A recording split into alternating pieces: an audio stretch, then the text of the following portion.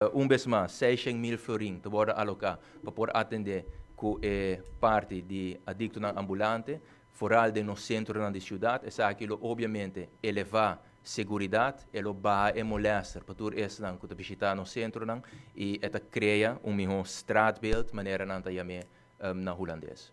Que tu vai lei não aquela mesma coisa, agora me mencionar plan, dus strategisch plan a largo prazo. A base die plan hebben in diferentes werkgroepen dan te tragen. En de onje werkgroepen dan aangetaan met atender specificamente que parte de legislação.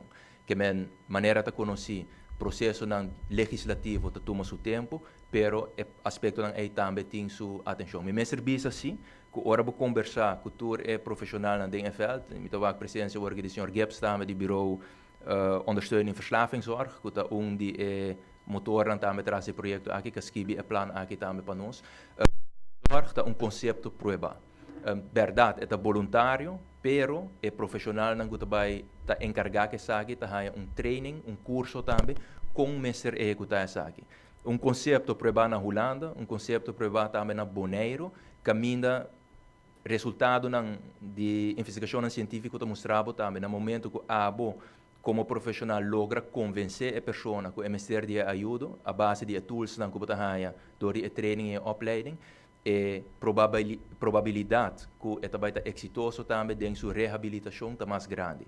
Que men verdade ainda a parte legislativa não tem cambio a base de projeto aqui, mas o conceito aqui está preba e que os stakeholders estão para su trás também. Me te quero nos mestre enfocar op riba e cuido que não tem mestre DJ, que men não vai riba a parte de castigo. Pero obviamente, ora boa gewoon delito na criminaliteit in general. Ja acaba nos wetboek van strafrecht e castigo nang a worden aumentar dingen aan nang qua passa. Dus dat punto nang comester ha sua atenção seguro que importação de droga, por exemplo, e per pensar também nós enfocar não somente riba parte de castigo, pero o importante tá riba plan nang e passo nang para evitar que a droga está dentro. Se a droga, nós estamos enfocados na segurança nas fronteiras, nós temos um plano de cooperação com a Holanda também, para aumentar a segurança nas fronteiras, no radar, que está sendo adquirido, etc.